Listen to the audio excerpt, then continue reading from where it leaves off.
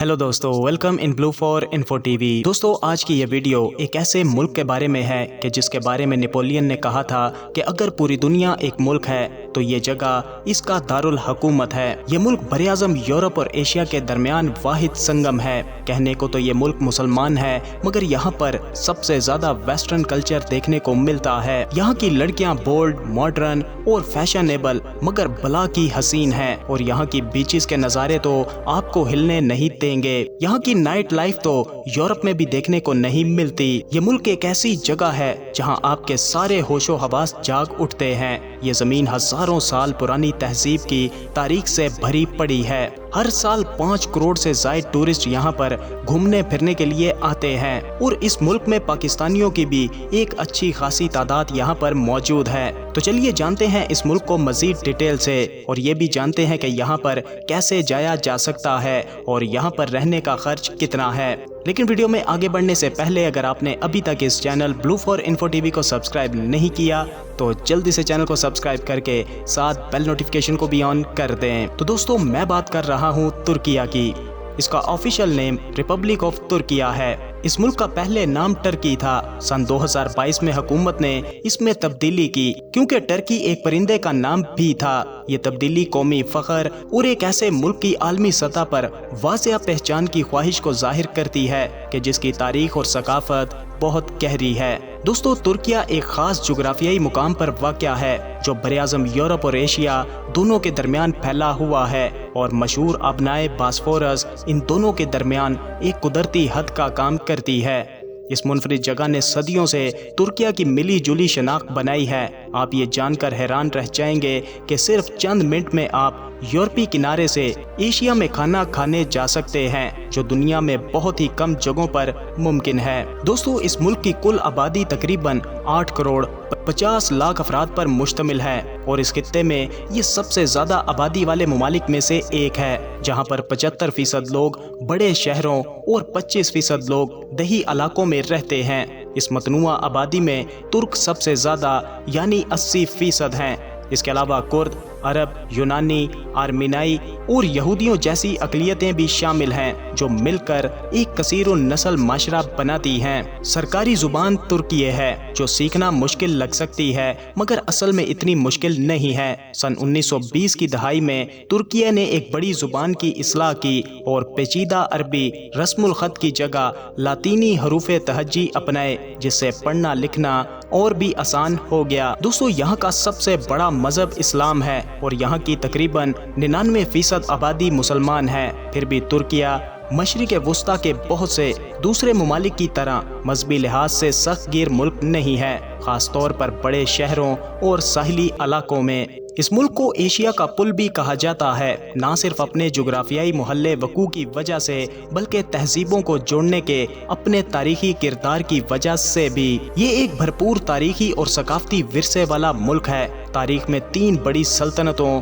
रूमी, बाज़ंतीनी और उस्मानियों का दारुल हुकूमत रहने की वजह से हर सल्तनत ने एक गहरा निशान छोड़ा है, जो पूरे मुल्क में आपको देखने को मिलेगा। दोस्तों, इस्तांबुल तुर्की का मौजूदा दारुल हुकूमत नहीं है, क्योंकि दारुल हुकूमत अंकारा शहर है, लेकिन ये मुल्क का सकाफती और माशी मरकज जरूर है। दुनिया के 15वें बड़े शहर के तौर पर, जिसकी आबादी तकरीबन 1 करोड़ 50 लाख अफराद पर मुश्तमिल है, इस्तांबुल इस तारीखी मिलाप की एक जिंदा मिसाल है, जहां बड़ी सल्तनतों के निशानात आज भी मौजूद हैं। इस्तांबुल के बारे में सबसे दिलचस्प बात यह है कि यह हैरत अंगेज तौर पर एक सरसब्ज शहर है।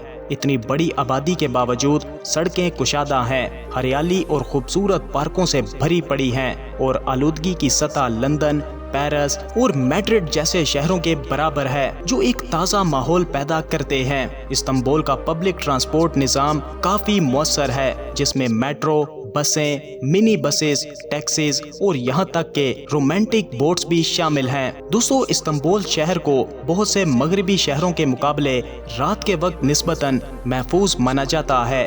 ताहम अकेली चलने वाली खवातीन के लिए कुछ मामूली खतरात हैं, खासतौर पर कभी कभार بیگ چھیننے کے واقعات۔ ایک بڑی اچھی بات یہ ہے کہ یہ شہر بہت صاف ہے اور آپ کو سڑکوں پر کچرا ڈھونڈنے سے بھی نہیں ملے گا۔ یہ شہر مغرب اور مشرق وسطی کی ثقافتوں کا ایک ملا جلا مرکز ہے۔ آپ کو بہت سے بار اور نائٹ کلب کے ساتھ ایک پرجوش رات کی زندگی نظر آئے گی، جہاں لوگ مغرب جیسے کپڑے پہنتے ہیں اور برتاؤ کرتے ہیں۔ مرد فٹ بال کے شوقین، جبکہ لڑکیاں خریداری سے مزے اٹھاتی ہیں۔ ترک لڑکیاں مغرب جیسی آزادی چاہتی ہیں، لیکن مشرق وسطی کے زیادہ تر حصوں سے یہ کہیں زیادہ آزاد ہیں۔ ڈیٹنگ بالکل عام سی بات ہے۔ ساتھ ہی آپ کو دن میں 5 بار مسجدوں سے اذان کی آوازیں بھی سنائی دیں گی، جو شہر کی گہری مذہبی شناخت کی یاد دہانی کراتی ہیں۔ بات کریں ترکیہ کی لڑکیوں کی تو ان کی دلکش خوبصورتی ایک الگ ہی پہچان رکھتی ہے، جسے مشرقی تیز نقوش اور مغربی شان و شوکت کا بہترین ملاپ مانا جاتا ہے۔ یہاں کی لڑکیاں خوبصورتی کے لحاظ سے دنیا کے سہر فہرست ممالک میں شامل ہیں۔ ان کے چہرے فوٹوجینک اور قد و قامت دلکش ہے، گہری آنکھیں جو 1000 سال پرانی کہانیاں سمیٹے ہوئے لگتی ہیں، گھنے کالے بال، اور وہ عثمانی ملکاؤں جیسا فخر لیے چلتی ہیں۔ بہت سی بیوٹی کوئنز، سپر ماڈلز اور مشہور ایکٹریس اسی ملک سے آئی ہیں۔ یہاں کی لڑکیوں کی خوبصورتی صرف ان کے ظاہر میں نہیں بلکہ ان کی دلکش شخصیت میں بھی ہے۔ یہ آزاد خیال مگر لاپرواہ نہیں ہیں، جدید ہیں پھر بھی روایتی اقدار کو تھامے رکھتی ہیں۔ یہاں کی لڑکیاں اٹالین لڑکیوں کی طرح اپنے خاندان سے محبت کرتی ہیں، اسپینش جیسی گرمجوشی رکھتی ہیں اور جرمن لڑکیوں جیسی مضبوط اور پرعزم ہیں۔ یہ کامیاب کاروباری خواتین، باصلاحیت فنکار یا شاندار مائیں ہو سکتی ہیں، اور بعض اوقات یہ سب ایک ساتھ۔ اس جدید دور میں ترک لڑکیاں بڑے اعتماد سے جدید سجاوٹی ٹیکنالوجی کو بھی اپنا چکی ہیں۔ اگرچہ ترکیہ بنیادی طور پر ایک مسلم ملک ہے، پھر بھی یہاں بے شمار ہیئر سیلونز اور خواتین کے لیے مکمل بیوٹی سپاز موجود ہیں، جن میں بہت سے مرد ملازم بھی کام کرتے ہیں۔ ترک لوگوں کو سمجھنا اس سب سے مشکل ملک کو سمجھنے کی چابی ہے۔ یہ محنتی اور ثابت قدم ہے۔ بہت سے لوگ اپنے کاروبار چلاتے ہیں اور معاشی مشکلات پر قابو پانے کی کوشش کرتے ہیں۔ ترکوں کی ایک نمایاں خوبی یہ ہے کہ یہ استنبول میں غیر ملکیوں کے طرز زندگی کو قبول کرنے اور ان سے گھل مل جانے کے لیے ہمیشہ تیار رہتے ہیں۔ تاہم کچھ بنیادی اقدار ضرور ہیں جن کا پوری طرح سے احترام لازم ہے۔ ان میں سے ایک اسلام اور مسلمانوں کے لیے گہری عقیدت ہے۔